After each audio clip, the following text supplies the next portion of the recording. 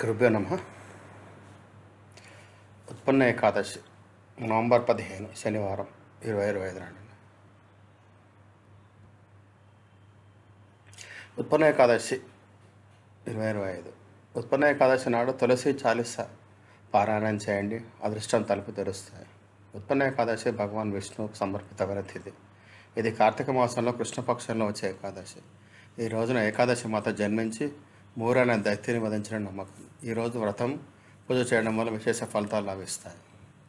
2025 November 15 వస్తుంది. ఈ శుభదినంలో తులసి మాత పూజ మరియు తులసి పారాయణం చేస్తే భగవాన్ విష్ణు కృప లభిస్తుంది. ఉత్పన్న ఏకాదశి వ్రతం భగవాన్ విష్ణుకు సమర్పించింది. ఈ తిథి కార్తీక మాసంలోని కృష్ణపక్షంలో వచ్చే ఏకాదశి నాడు జరుపుకుంటారు. భగవాన్ విష్ణువు నుండి ఏకాదశి మాత ఈ రోజున జన్మించి మూరా అనే రాక్షసుని వధించి దేవతలను భయం నుండి విముక్తి కలిగించినట్టు నమ్మకం. అందువల్ల ఈరోజు ఏకాదశి నాడు వ్రతం పూజ చేయడం వల్ల అనేక రెట్ల ఫలితం వస్తుంది. ఈ సంవత్సరం ఉత్పన్న ఏకాదశి పవిత్రోత్సవం నవంబర్ 15 శనివారం నాడు జరుపుకుంటారు. ఈ శుభదినంలో భగవాన్ విష్ణు ప్రియులైన తులసి మాత పూజ చేస్తూ తులసి చాలీస పారాయణం చేస్తూ జీవితంలో కాస్త నుండి విముక్తి లభిస్తుంది. ఇది చేయడం వల్ల శ్రీహరి కృప లభిస్తుంది. హిందూ ధర్మంలో ఉత్పన్న ఏకాదశికి ప్రత్యేక మహత్వం ఉంది. పవిత్రమైనది ఎప్పుడైతే దేవి ఏకాదశి జన్మించింది, భగవాన్ విష్ణు శరీరం నుండి జన్మించి మూరా అనే నామక రాక్షసుని వధించింది. ఈ ఏకాదశి వ్రతం చేస్తే వ్యక్తికి గత జన్మలో మరియు ప్రస్తుత జన్మలో అన్ని పాపాల నుండి విముక్తి లభిస్తుందని చెప్తారు.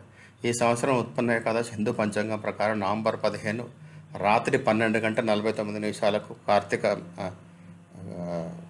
కార్తీక మాసంలో కృష్ణపక్ష ఏకాదశి తిథి ప్రారంభమవుతుంది. అయితే దీని ముగింపు తర్వాతి రోజు నవంబర్ 16 రాత్రి 2:37 ఉంటుంది.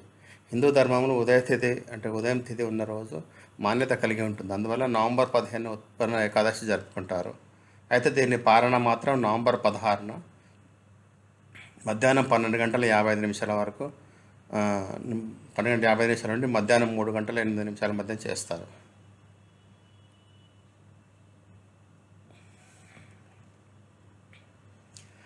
ఏకాదశి ముందు రోజు దశమి తిథి రాత్రిపూట సాత్వికాహారం తీసుకుని బ్రహ్మచర్యం పాటించాలి.